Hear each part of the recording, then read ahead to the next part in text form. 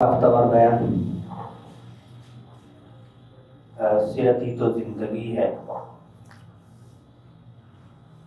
اس کا سلسلہ دوبارہ سے شروع ہو رہا ہے الحمدللہ۔ انہیں تو یہ چاہیے تھا کہ یہ مستقل طور پر دوسرے احباب ہفتے والے دن کوئی ہوتا ہی رہتا بیان، باہر آئندہ ہی ہو جایا کرے گا تاکہ چھٹی نہ ہو، تسلسل چھوٹ جاتا ہے تو پھر وہ رونق بھی جاتی رہتی ہے۔ آج کی جو گفتگو ہے وہ یہ ہے کہ ماحول میں، سماج میں جو آلودگی یا گندگی کہہ لیں، وہ سیرت طیبہ کی نظر میں تو آپ صلی اللہ علیہ وسلم سے نفیس اور پاکیزہ ذات اللہ کے بعد کوئی بھی نہیں۔ رسول اللہ صلی اللہ علیہ وسلم کی مختلف حیثیات ہیں، ان حیثیات میں جو پاکیزگی، طہارت، صفائی کا اعلیٰ معیار رسول اللہ صلی اللہ علیہ وسلم نے دیا ہے وہ کسی اور میں نہیں۔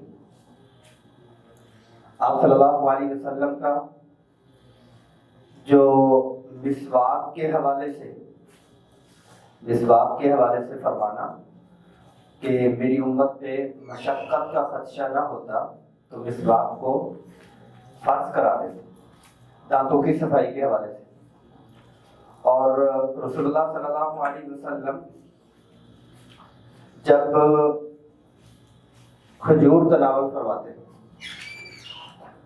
دائیں ہاتھ سے کھجور منہ میں ڈالی اور بائیں ہاتھ کی 2 انگلیوں کی پشت سے کھجور کی گٹھلی نکال دی۔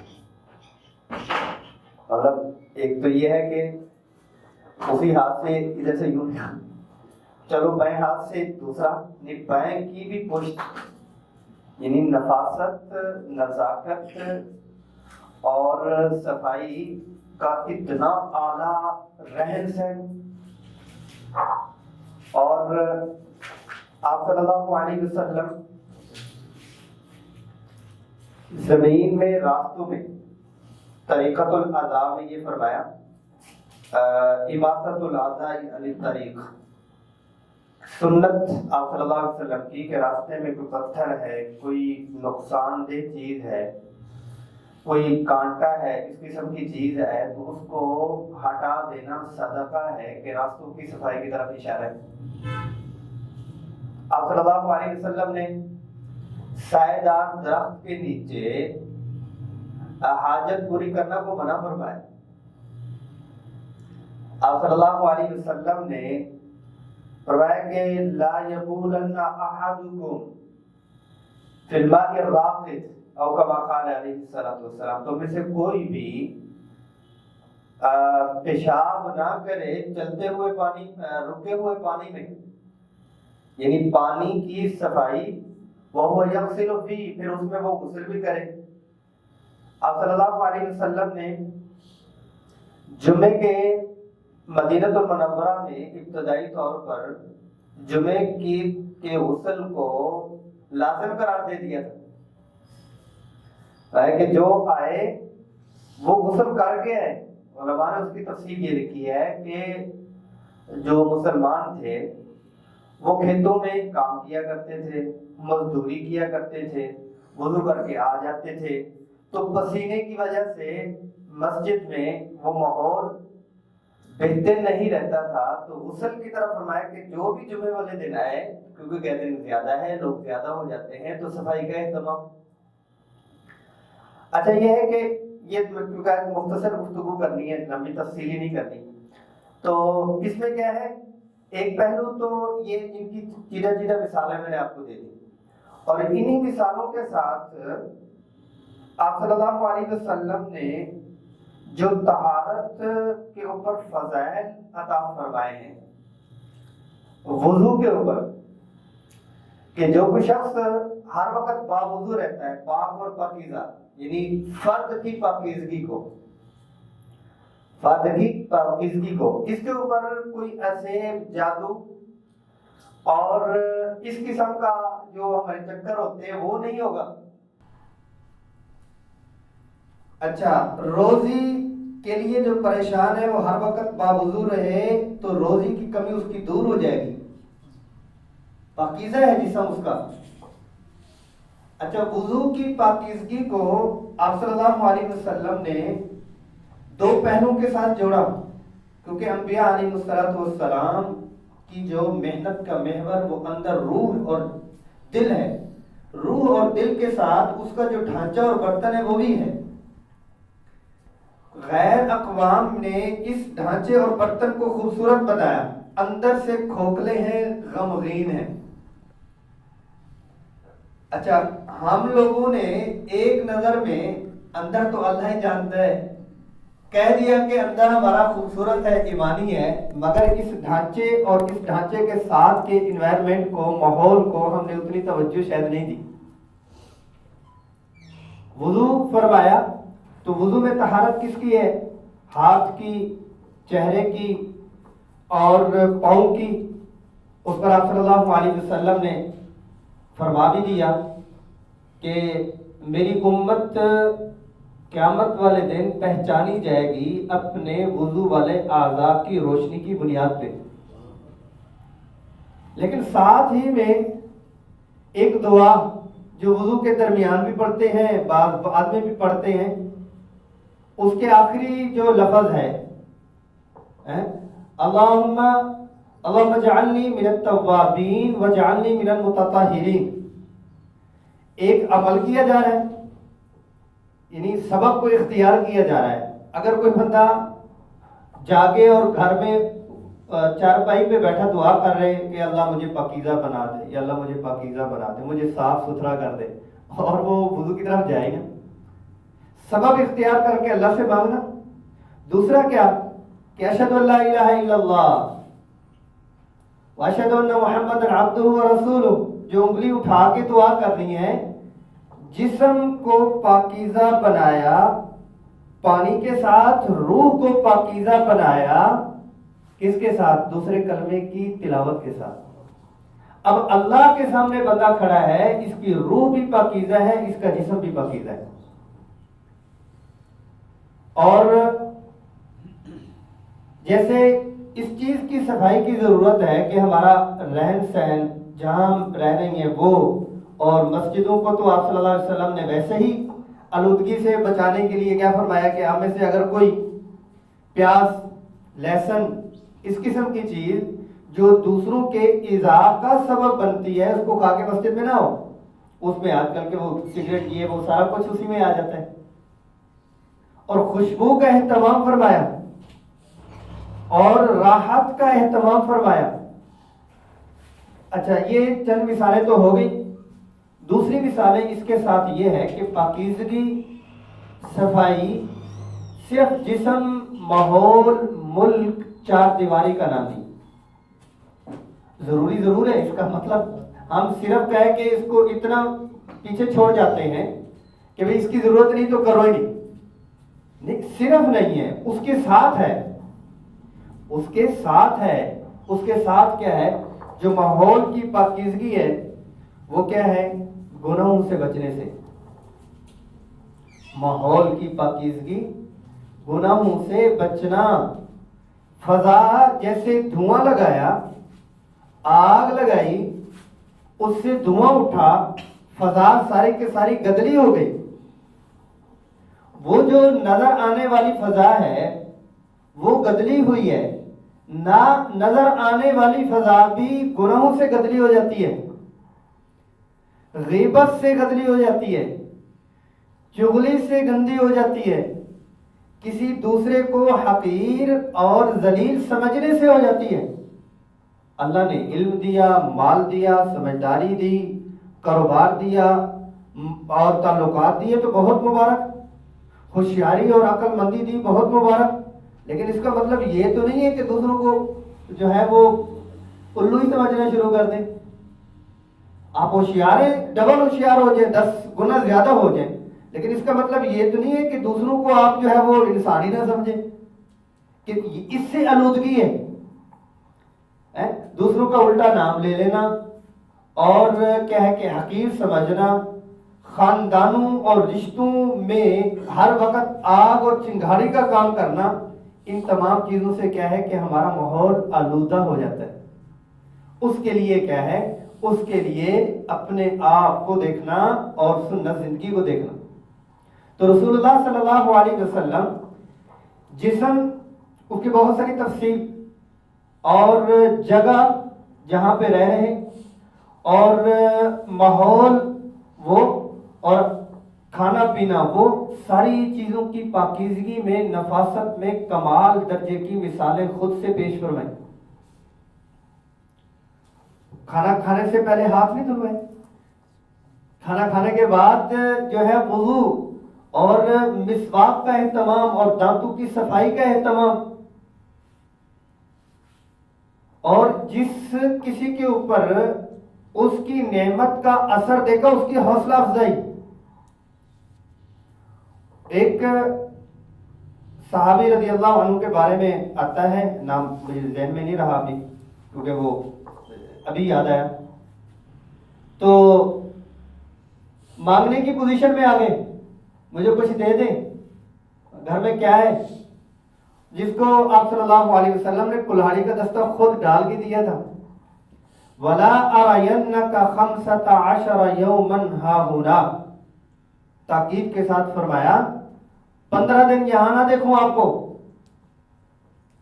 حالانکہ مسجد نبوی، مدینہ کا ماحول مضافات سے، یہاں کام جنگل میں کر رہے ہیں. 15 دن کے بعد وہ آئے، مسکرا دے، واہ جی واہ، واہ جی واہ، پنجے کے ہوئے حوصلہ افزائی فرمائی کہ اللہ کی نعمت کے اثرات تیرے چہرے اور کپڑوں سے نظر آنے، کہ چہرہ صاف ستھرا ہے، کپڑے صاف ستھرے ہیں، اور اللہ کی نعمتوں کے اثرات یہ وَأَمَّا بِنِعْمَةِ رَبِّكَ فَحَدِّثْ، جو اللہ نے نعمتیں دی ہیں کہ ان کو اوپر آپ عمل کرو، اور وہ کیا ہے کہ اس بنیاد پہ بیان کرو یا اس کا اظہار کرو کہ یہ اللہ کی نعمت ہے، نعمت کا اظہار ہے.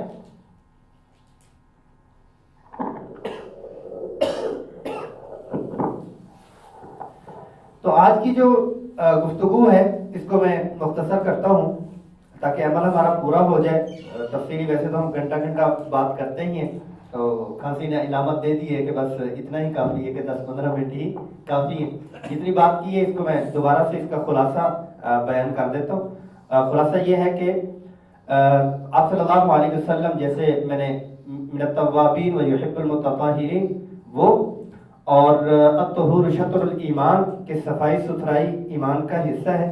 تو صفائی ستھرائی میں کیا ہے کہ جسم کی صفائی ہے، اور جگہ کی صفائی ہے، اپنے گھر کی صفائی ہے، گلی محلے اور روڈ اور اس کی انوائرمنٹ کی صفائی ہے، آنکھوں کی صفائی ہے، اور زبان کی صفائی ہے، کانوں کی صفائی ہے، دل کی صفائی ہے. اپنے اوکھا لفظ بولنے لگا، بہت صاف ستھرے معاملات کے صاف ستھرے نہیں ہوتے. بہت صاف ستھرے معاملات کے صاف ستھرے نہیں ہوتے. یہ معاملات کی صفائی ہے. پاکیزگی معاملات کی خوشبو لگائی، نہائے، غسل کیا، اور صاف ستھری گاڑی میں بیٹھ کے صاف ستھرے ٹیبل پہ اور صاف ستھرے انوائرمنٹ میں بیٹھے ہوئے ہیں، لیکن معاملات صاف نہیں ہیں. معاملات کی صفائی، اللہ تبارک و تعالیٰ سے دعا ہے کہ اللہ تبارک و تعالیٰ ہمیں ہمارے دلوں کو بھی پاکیزہ فرمائے، ہماری آنکھوں کو، ہمارے کانوں کو، ہمارے معاملات کو، ہماری گفتگو کو، ہمارے انداز کو، ہمارے رہن سہن کو، تاکہ ہم دنیا میں بھی کامیاب اور پاکیزہ اور خوشبو معطر لوگ بن جائیں اور آخرت میں بھی بن جائیں. اللہ جل جلالہ عمل کی توفیق نصیب فرمائے. جی آج کی گفتگو تو اتنی ہی ہے، تو کوئی سوالات؟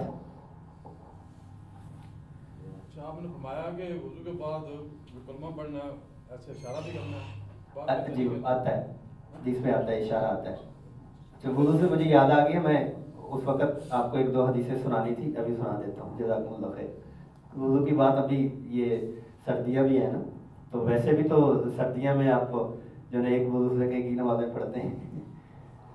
حدیث شریف کا مفہوم ہے کہ جو کوئی شخص با وضو سوتا ہے، یعنی سونے کے لیے وضو کیا اس نے، وضو تھا تو اسی وقت ہی سو گیا، با وضو جو شخص سو جاتا ہے اس کا جسم اس کے بستر پہ سوتا ہے اور اس کی روح اللہ کے عرش کے نیچے سوتی ہے.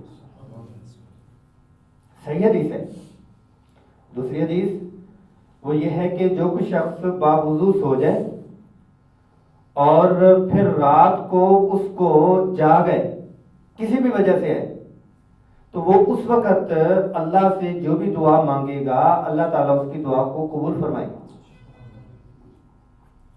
مطلب یہ ہے کہ ہم نے کہا کہ تہجد کا ٹائم ہو گیا، گھڑی کو دیکھا، الارم کو دیکھا، ابھی نہیں ہوا، یا آپ کے پتہ نہیں کتنا ٹائم ہوا، دوبارہ آپ کمبل رضائی سونے لگے ہیں، سردیوں کا موسم میں یہی مثال بنتی ہے، تو اس وقت سوتے سوتے ہی آپ دو جملے بول دیتے ہیں کہ اللہ میری شادی کرا دیں.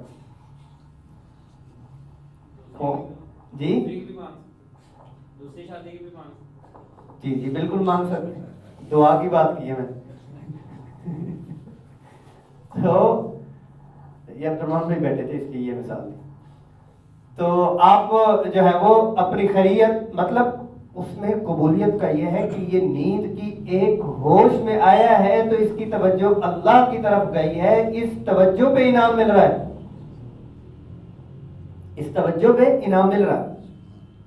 اور ایک اور حدیث ہے کہ جو کوئی شخص وضو کے ساتھ سو جاتا ہے، جب جب کروٹ لیتا ہے ایک فرشتہ اس کے ساتھ ہوتا ہے جو اس کی مغفرت کے لیے دعا کرتا ہے، اور ان کی سند کی ذمہ داری ہے. حدیث صحیح ہے.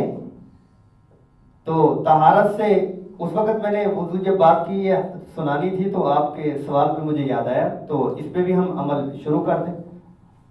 جی اور کوئی سوال؟ غیبت کے بارے میں تھوڑا سا بتا دیں. بوڑھوں کو تو رات کو پیشاب کے لیے بھی اٹھنا پڑتا ہے نا، اس وقت دعا کریں. مطلب ہے کہ اٹھنے کا بہانہ بن جاتا ہے. جی اٹھنے کا بہانہ بن جاتا ہے، تو اٹھتے اٹھتے اعلیٰ درجہ تو یہی ہے کہ وضو کریں، تہجد پڑھیں، اللہ پاک توفیق دے، بار بار توفیق دے.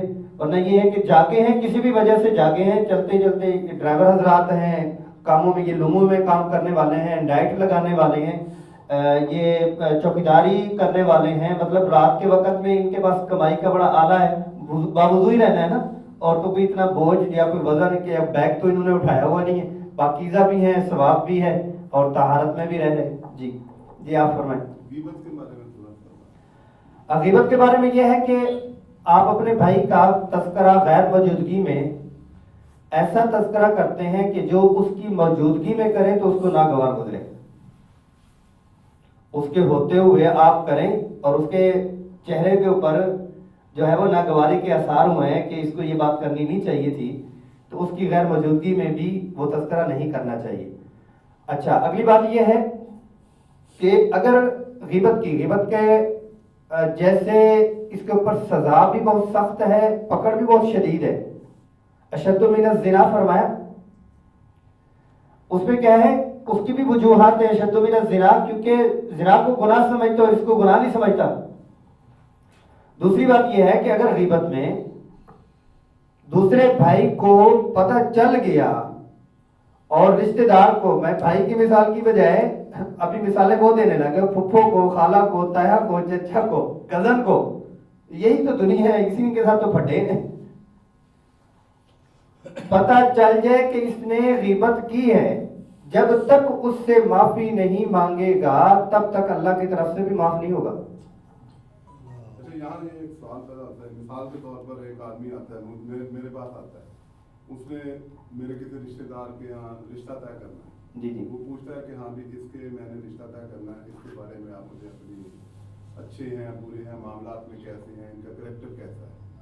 تو وہ اس کے سامنے تو نہیں آتا، وہ غیر موجودگی میں پوچھتا ہے. کیا ہمیں جو حقائق ہیں وہ بتا دینا چاہیے یا چھپا دینا چاہیے؟ ٹھیک، ایسے موقع پہ تو حقائق بتا دینے چاہیے. یہ غیبت کے زمرے میں نہیں آتا.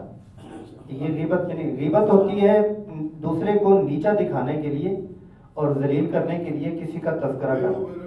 जो उसमें बुराइयां होती हैं वो इंसान बयान करता है, वो गीबत में नहीं आएगा। नहीं, वो गीबत नहीं, क्योंकि वैसे जो है ना, क्या कहते हैं,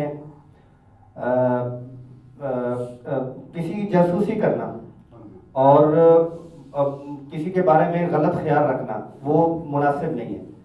इन्ना मिनल हज़्म सुअज़्ज़न फरमाया, मोहतात रहने के लिए मैनेजमेंट की जो सीट पे बंदा बैठा हुआ है या जो चौकीदार है वो अपनी नज़र दूसरी भी रखे ताकि मोहतात रहने के लिए कोई इसको नुकसान ना पहुंचाए। आम हालात की ज़िंदगी में जो जिम्मेदार है, अब काजी है, उसको बहुत कुछ बोलना और बहुत कुछ खरीदना पड़ता है, बहुत सारे सफ़े उसको पलटाने पड़ते हैं, बहुत सारी गहराई के लिए उसको पीछे जो है वो जासूस भेजने पड़ते हैं कि आपने इनकी ताक लगानी है।